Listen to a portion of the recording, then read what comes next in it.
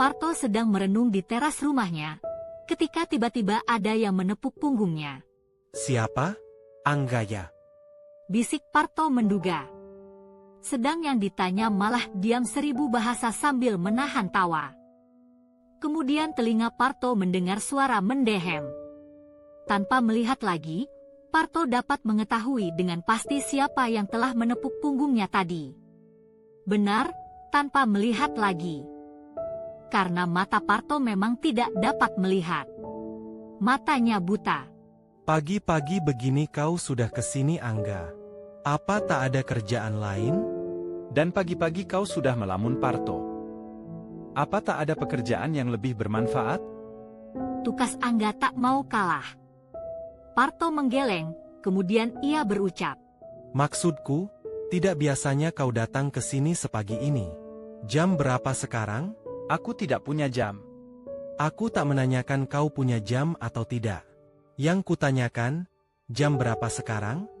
Sergah Parto. Kening Angga berkerut, kemudian secara tak sadar ia menjawab dengan sedikit berteriak. Kalau tak salah sekitar jam 5 pagi barusan ku dengar suara adzan subuh dari langgar di dekat rumahku. Sekarang masih pagi, Parto. Matahari pun belum terbit. Hanya warna tembaga di ufuk timur mulai menyala. Warna tembaga di ufuk timur?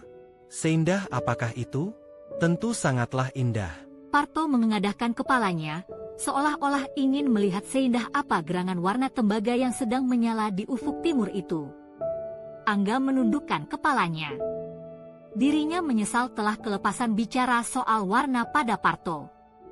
Digigit bibir bawahnya keras-keras hingga berdarah. Rasa asin dan perih tercekat di lehernya. Kau belum ke agen mengambil koran? Tanya Parto kemudian, setelah keheningan melilit pikiran kedua anak belasan tahun itu. Hari ini aku akan mengambil koran agak siangan. Aku tak akan mengambil banyak-banyak kok. Mungkin hanya setengah hari aku menjajakannya. Mulai besok aku ingin berhenti jadi loper. Apa? Potong Parto seakan tak mempercayai pendengarannya. Besok aku akan berhenti jadi loper koran.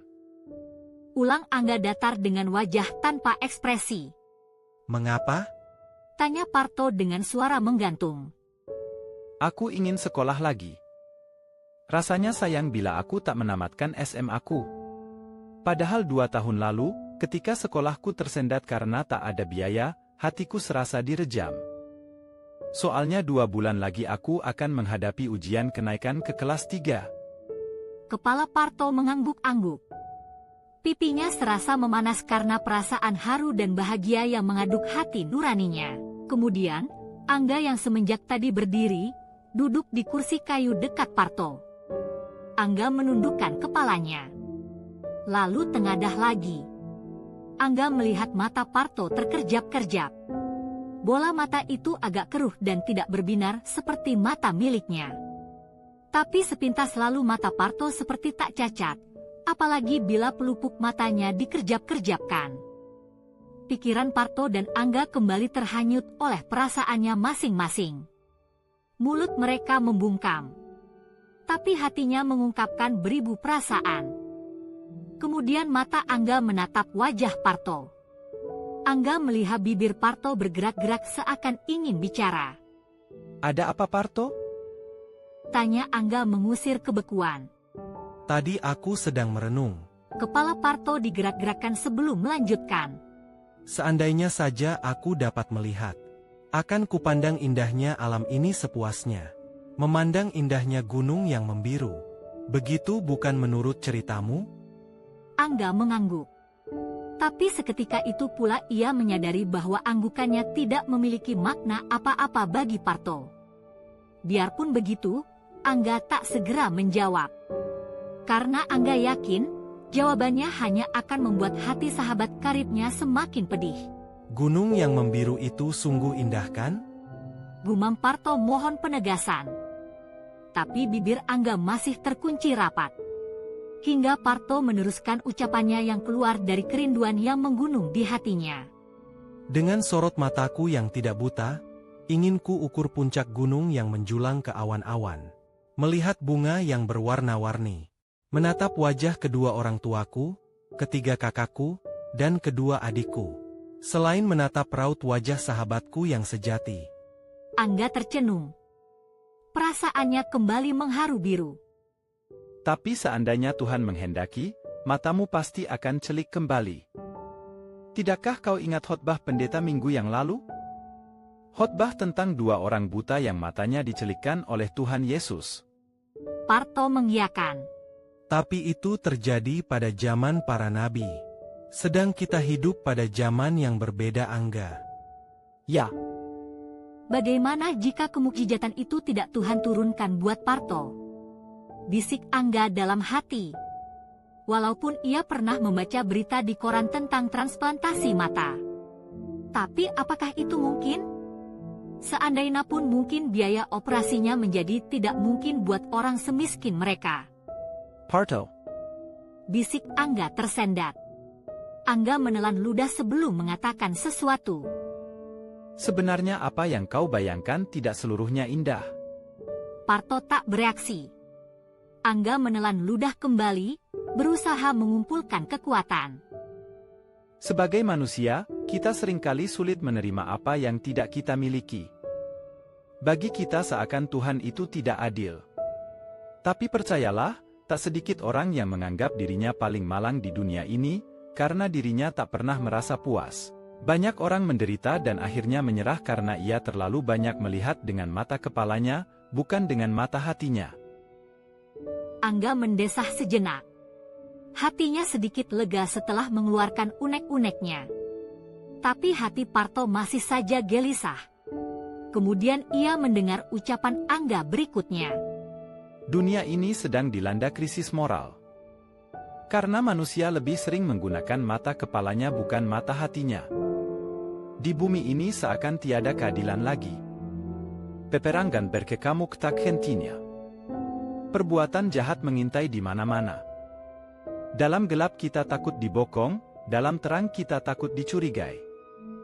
Manusia sekarang butuh kesunyian, butuh kesendirian, butuh ketenangan. Parto masih tetap termangu ketika Angga pamit kepadanya. Di arah timur, matahari mulai menggeliat dengan sinarnya yang menyerupai biang lala. Parto bangkit berdiri. Sambil meraba-raba ia mencari gerendel pintu. Setelah tergenggam, ia surungkan perlahan. Lalu masuk ke dalam. Walaupun Parto tak dapat melihat, tapi ia dapat merasakan kesibukan di dalam rumah. Ibunya yang sedang memasak di dapur. Adik-adiknya yang akan berangkat sekolah. Kakak-kakaknya yang akan pergi kerja jadi kuli bangunan. Dan bapaknya yang pergi tergesa-gesa tanpa sarapan dulu. Bapak Parto seorang sopir mikrolet. Parto masuk ke kamarnya. Setelah itu tenggelam dalam kesunyian. Matahari sudah tinggi. Tapi Parto masih membaca Alkitab yang ditulis dalam huruf Braille. Alkitab itu pemberian seorang pastor ketika ia tinggal di YPAC. Tiba-tiba kamarnya ada yang mengetuk. Siapa? Tanya Parto. Masuk saja, tidak dikunci kok. Pintu terkuak. Aku temannya Angga. Ujar pemuda sepantaran Parto dengan gugup. Ada apa? Tanya Parto ikut gugup. Ketika sedang menjual koran, Angga tertabrak. Hah? Di mana? Hardik Parto karena galau. Peluh dingin membasahi keningnya. Dekat lampu setopan Salemba. Ketika dibawa ke rumah sakit Santo Carolus, ia terus mengigau menyebut namamu. Aku tahu rumahmu karena aku pernah diajak ke sini oleh Angga. Parto tertunduk lesu. Pikirannya terasa buntu. Dengan langkah tertatih-tatih, Parto menyusuri koridor rumah sakit. Tangannya dituntun oleh Yanto, pemuda yang memberitahukan kecelakaan yang menimpa diri Angga. Sesampainya di ruang gawat darurat atau ICU, Yanto tak melihat Angga. Kata dokter yang ada di situ, Angga telah tiada dan jasadnya telah dipindahkan ke kamar mayat. Mendengar keterangan dokter, tubuh Yanto dan Parto mendadak lemas. Dengan bijak dokter itu menghibur. Jangan disesali kepergiannya. Angga telah tenang di sisi Tuhan. Kemudian dokter itu mengajak Yanto dan Parto ke kamar mayat. Di kamar mayat, mata Yanto melihat tubuh Angga sudah tak berlumuran darah lagi. Tubuh Angga telah dibersihkan dan sedang tidur abadi. Ada yang ingin saya katakan pada kalian. Mari ikut saya ke ruang kerja. Yanto menuntun tangan Parto, mengikuti langkah dokter menuju ruang kerjanya. Di sana dokter itu berkata, sebelum Angga menghembuskan napasnya yang terakhir. Ia berkata, sebelum Angga menghembuskan napasnya yang terakhir, ia berpesan agar kornea matanya didonorkan. Angga minta agar dokter itu bersedia mencangkokkan matanya ke mata Parto, sahabatnya. Tapi saya orang miskin, dokter. Ujar Parto pilu. Dokter mengangguk-angguk. Kemudian memeriksa mata Parto. Dokter tersenyum dan berkata, Mudah-mudahan setelah operasi matamu dapat melihat. Soal biaya jangan kau risaukan. Orang yang menabrak Angga bersedia melaksanakan pesan terakhirnya.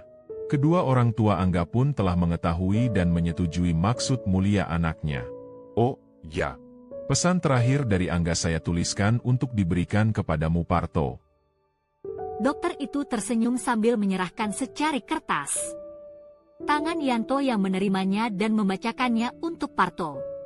Hanya kornea mataku yang dapat kuberikan untukmu, Parto. Kuharap kau mau menerimanya. Aku mendoakan agar operasi yang dilakukan berhasil. Hingga dengan melalui matamu aku masih dapat melihat keindahan alam ini. Semoga secercah harapan kan bersinar di matamu. Parto tertegun mendengarnya. Kemudian mulutnya berkomat-kamit berdoa bagi sahabatnya. Akhirnya mulutnya bergumam lirih. Lirih sekali. Amin.